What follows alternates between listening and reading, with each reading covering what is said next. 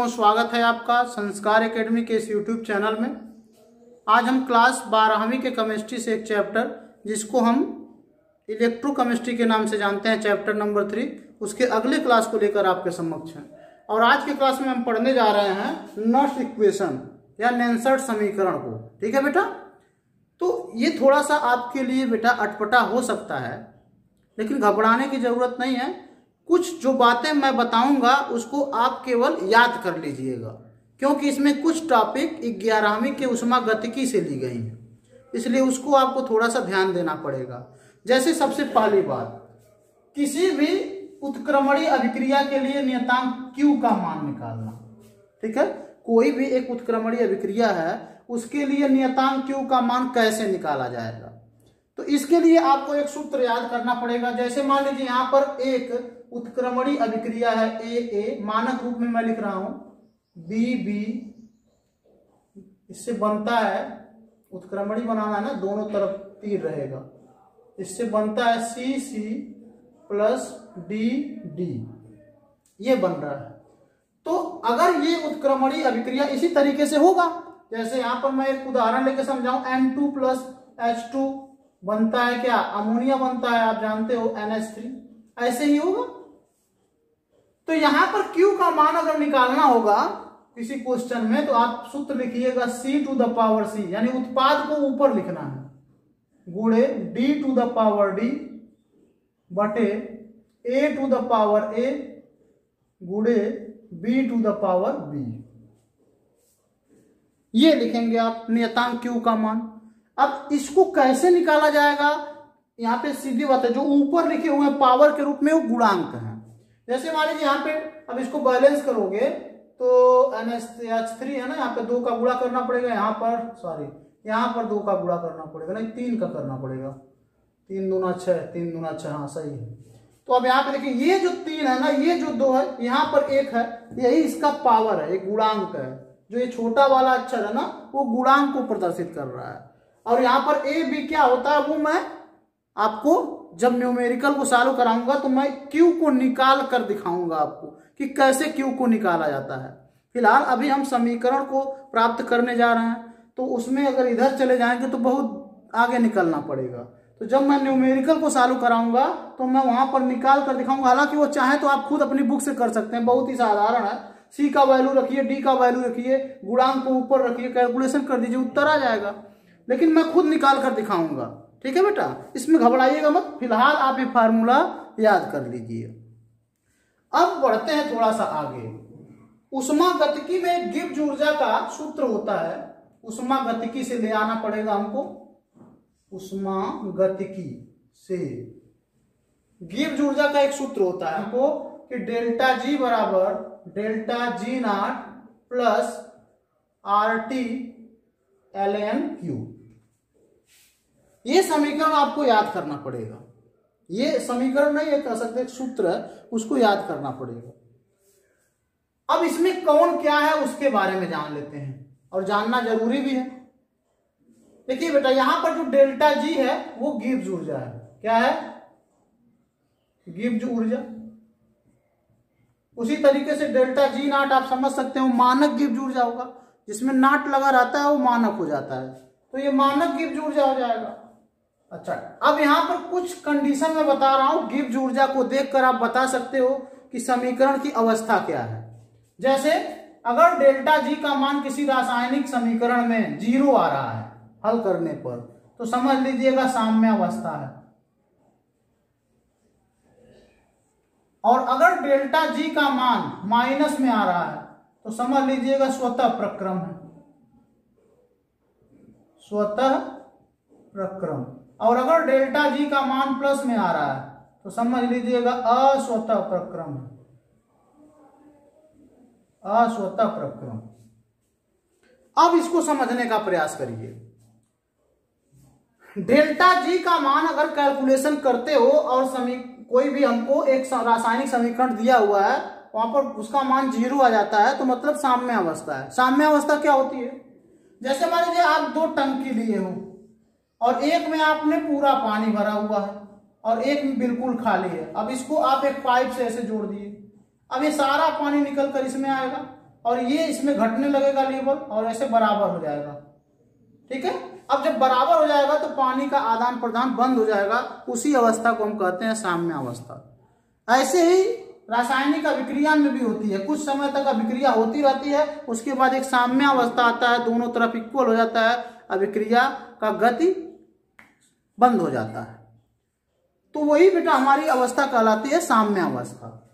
तो अगर delta G का मान 0 आ रहा है तो समझ लीजिए साम्य अवस्था है। दूसरी बात, अगर डेल्टा जी का मान माइनस में आ रहा है तो समझ लीजिएगा स्वतः प्रक्रम है। स्वतः प्रक्रम का मतलब उसमें हमको नहीं कुछ करना पड़ रहा है, अभिक्रिया अपने आप हो रही है। जैसे आयरन है, लोहा, और हवा के साथ अभिक्रिया करके, ऑक्सीजन के साथ अभिक्रिया करके मूर्छा उसमें खुद लगता है, यानी आयरन ऑक्साइड खुद बनता है, उसमें हम नहीं कुछ करते हैं कि हम जाते हैं मूर्छा लगवाने, उसमें नहीं जाते ना, वो अपने आप लगता है। तो वहां डेल्टा जी का मान माइनस में होगा क्योंकि वो खुद हो रहा है। और अगर डेल्टा जी का मान प्लस में आ रहा है तो मतलब अस्वतः प्रक्रम है। अस्वतः प्रक्रम का मतलब जैसे कुछ अभिक्रिया तब होती है जब हम उसको गर्म करते हैं या हम उसको ऊर्जा देते हैं, अपने आप नहीं होती है, बहुत सारी रिएक्शन हमको करवानी पड़ती है।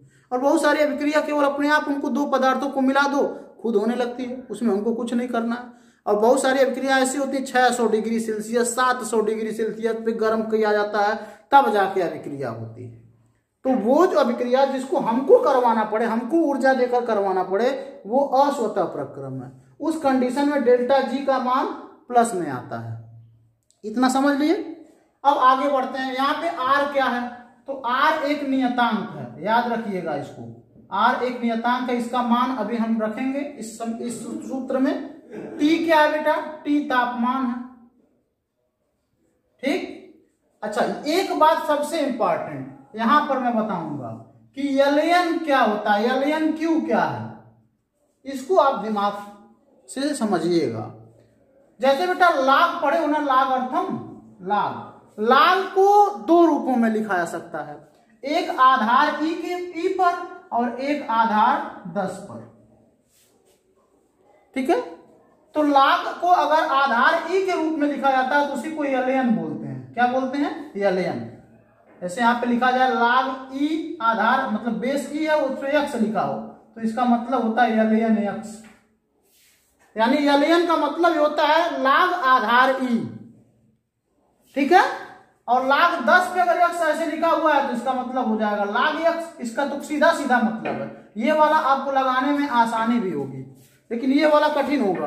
तो इसको हम इस रूप में बदलेंगे। कैसे बदलेंगे अभी आगे मैं बताने वाला हूं। फिलहाल आप इतना समझ लीजिए कि एलियन क्यू क्या होता है। एलियन का मतलब होता है लाग का आधार ई। जैसे यहां पर समझिए एलियन क्यू अगर लिखा है, एलियन क्यू लिखा है ना, इसका मतलब हुआ लाग का आधार ई उस पर क्यू है, ऐसे है।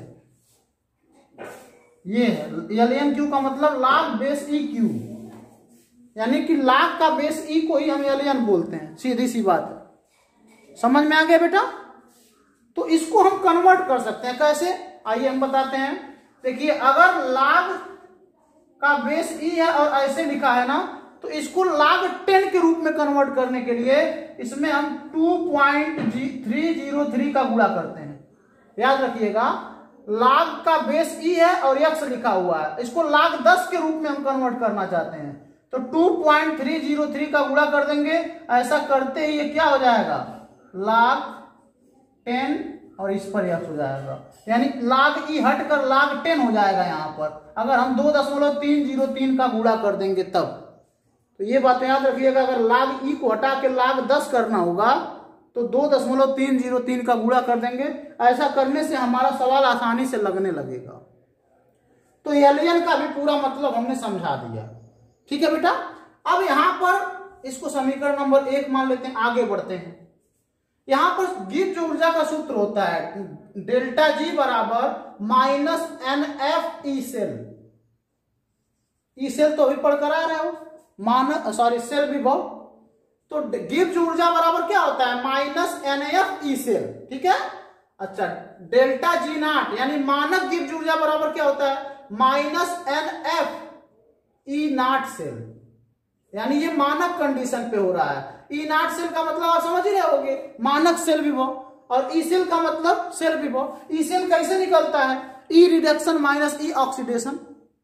और ई नॉट सेल कैसे निकलेगा, E nought reduction minus E nought oxidation. Delta G बराबर minus N F E cell होता है, डेल्टा जी नॉट बराबर minus N F E nought cell होता है। इसको समीकरण नंबर 2 मान लेंगे, इसको समीकरण नंबर 3 मान लेंगे। ठीक है, अब यही डेल्टा जी और डेल्टा जी नॉट को हम इसमें रख देंगे। ठीक है, तो रखिए फटाफट, डेल्टा जी का मान रखिए तो कितना हो जाएगा, minus N F E cell,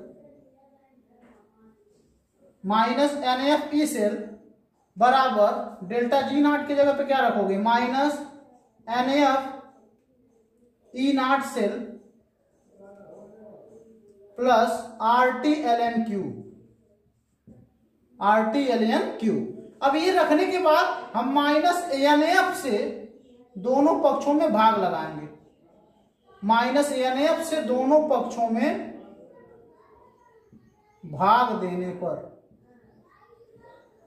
minus N F से दोनों पक्षों में भाग देने पर ऐसा करोगे तो यहां क्या होगा, माइनस एन एफ से माइनस एन एफ कट जाएगा तो आएगा ई सेल। भाई माइनस एन एफ से भाग दोगे ना, देख कर दिखाओ, देखिए minus N F E cell बटा हो जाएगा माइनस एन एफ बराबर minus N F E nought cell बटा minus N F plus R T L N Q बटा माइनस एन एफ। अब यहाँ पे माइनस एन एफ से माइनस एन एफ खत्म हो जाएगा, यहां भी खत्म हो जाएगा, तो क्या मिलेगा, ई सेल बराबर यहाँ पे क्या मिलेगा बेटा, ई नॉट सेल, और ये धन ऋण मिलकर ऋण हो जाएगा, यहाँ पे आपको मिल जाएगा आर टी बटा एन एफ, आर टी बटा N F L N Q, और यही आपका कहलाता है नॉट समीकरण, नॉट इक्वेशन। मेहनत तो करना पड़ा लेकिन हम सफल हुए। एक बार फिर से समझाते हैं बेटा, शुरू से फिर से समझाते हैं क्योंकि बहुत इंपॉर्टेंट है ये। पहले तो हमको क्यू का मान निकालना पड़ेगा। क्यों, यहाँ पर क्यू का मान क्या रखोगे, जब यहाँ पे समझ में आएगा क्यू का मान कैसे निकाला जाएगा तभी वही मान निकाल कर यहाँ पर रखना है। इसीलिए हमने बताया कि क्यू पहले सबसे पहले चर्चा करा है, ये तो आप समझ गए होंगे। ऊष्मागतिकी से हमने एक सूत्र लिया है कि डेल्टा जी बराबर delta G nought plus R T L N Q, ये केवल आपको याद करना है, इतना ही काम केवल आपके लिए है। बाकी कौन क्या है यहाँ हमने समझा दिया है। डेल्टा जी गिब्स ऊर्जा है, डेल्टा जी का मान 0 होगा तो साम्यावस्था होगा, डेल्टा जी का मान माइनस में होगा तो स्वतः प्रक्रम होगा, डेल्टा जी का मान प्लस में होगा तो अस्वतः प्रक्रम होगा। आर यहाँ पर नियतांक है जिसका मान अभी हम चर्चा करेंगे, और टी तापमान है। ठीक है, अब एल एन क्यू क्या होता है उसके बारे में हमने विस्तार से बताया कि एल एन का मतलब होता है लाग का आधार ई। ठीक है, जैसे एल एन क्यू लिखा है, देखिए यहाँ पे एल एन क्यू लिखा है मतलब लाग का आधार ई पर क्यू है, तो इसको हमने बताया कि लाग 10 के रूप में बदल सकते हो, 2.303 का गुणा कर दो तो लाग 10 के रूप में हो जाएगा, लाग ई हट कर लाग 10 हो जाएगा, और उसका मान हम आसानी से निकाल सकते हैं। न्यूमेरिकल में मैं निकाल कर दिखाऊंगा भी आपको। बाकी यहाँ पे कुछ चीजें और चर्चा कर लेते हैं अभी, फिलहाल इस कैसे आया है इसको भी पहले जानना। तो डेल्टा जी का सूत्र होता है minus N F E cell, ठीक, और डेल्टा जी नॉट का सूत्र होता है minus N F E nought cell. इसको समीकरण 2, इसको 3 मान लिए, इसी का मान हम इसमें रख दिए तो क्या हो जाएगा, minus N F E cell, इसके जगह पे minus N F E nought cell plus R T L N Q हो गया। अब माइनस एन एफ से दोनों पक्षों में हमने भाग लगा दिया तो हमको मिल गया ई सेल बराबर E nought cell minus R T N F L N Q. यही हमारा होता है नॉट समीकरण। अब इसमें कुछ बातें आप और जानना चाहेंगे, जैसे इसमें यन क्या है, यन क्या है, तो यन है बेटा स्थानांतरित इलेक्ट्रॉनों की संख्या, स्थानांतरित इलेक्ट्रॉन की संख्या। मतलब जैसे कि आप जेडन और सीयू वाला वो जो डेनियल से लिए थे तो उसमें क्या हो रहा था, जिंक 2 इलेक्ट्रॉन को दान कर रहा था और सीयू 2 इलेक्ट्रॉन को ग्रहण कर रहा था, तो वहां पे स्थानांतरित इलेक्ट्रॉनों की संख्या कितनी थी, 2 थी। तो वही हम मान यहां पर रखेंगे, समीकरण से पता चल जाएगा कि आपको कितना इलेक्ट्रॉन स्थानांतरित हो रहा है। अगली बात, यहां पर एफ क्या है, तो कूलाम का एक मात्रक, फैराडे आपने सुना होगा, इसमें 96,500 कूलाम होते हैं। और अभी हम एक दिन 11वीं में एक वीडियो बना रहे थे तो उसमें हमने बताया था कि 1 मोल इलेक्ट्रॉन के आवेश को 1 फैराडे बोलते हैं, जिसमें 96,500 कैसे आता है हमने कैलकुलेशन करके भी वहां पर दिखाया है। आप चाहें तो वहां से वीडियो को देख सकते हैं। बस इतनी सी जानकारी लेनी है आपको। अब ये हमने नॉट्स इक्वेशन प्राप्त कर लिया, इसको आप एक किनारे से अब बढ़िया से नोट करिए और बाकी कुछ और बातें हम इसके बाद बता रहे हैं। पहले बेटा तो हमने नॉट्स इक्वेशन को प्राप्त कर लिया है। अब इसमें कुछ वैल्यू को रखते हैं, कुछ मान हमको जो मालूम है उसको रखते हैं। ई सेल बराबर, इसको ऐसे का ऐसा रहने देंगे, ई नॉट सेल ऐसे का ऐसा ही, माइनस आर। आर का वैल्यू होता है बेटा 0.0821, याद रखिएगा। आर का मान जो नियतांक है उसका मान है 0.0821 गुणे तापमान, टेम्परेचर यहाँ पे नॉर्मल लेना होगा 298 बटा एन का वैल्यू तो पता नहीं बेटा। एन का वैल्यू क्यों नहीं पता है भाई? स्थानांतरित इलेक्ट्रॉन की संख्या कैसे पता हो सकती है? वो तो हर समीकरण में अलग अलग होता है, किसी में 1 इलेक्ट्रॉन स्थानांतरित होगा, किसी में 2 होगा, तो इसके जगह पे हम निश्चित तौर पे नहीं कुछ कर सकते, तो एन का यह नहीं रखेंगे। पूरे एफ का मान आप जानते हो 96,500 कूलम होता है। यहां पर ध्यान दीजिए, एल क्यू को यहां पर हमने बताया एल का मतलब होता है log ई, ठीक है।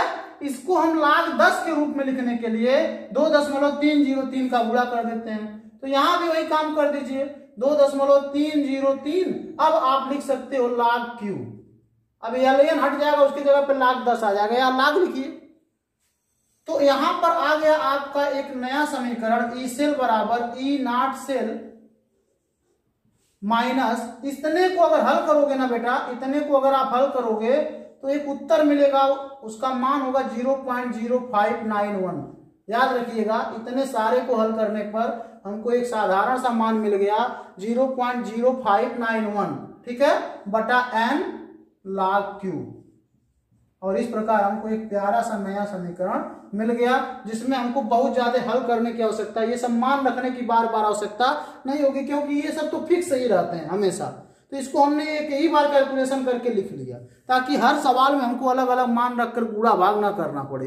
अब हमको केवल क्यू का मान रखना होगा, एन का मान रखना होगा, बस, ठीक है। नोट करिए इसको। तो ये रहा बेटा आपका नॉट्स इक्वेशन। उम्मीद करते हैं कि ये आपको समझ में आया होगा। अब हम अगले क्लास में न्यूमेरिकल के माध्यम से आपको इसके क्वेश्चन को जब हल करेंगे तो ये सारी बातें आपको मैं समझाऊंगा, कैसे क्यू निकाला जाएगा, कैसे log क्यू निकाला जाएगा, ये सारी बातें हम वहां पर आपको समझाएंगे। मिलते हैं एक नए क्लास के साथ अगले क्लास में, एक नए टॉपिक के साथ अगले क्लास में। तब तक के लिए अपना ध्यान रखिए। आपका दिन शुभ हो।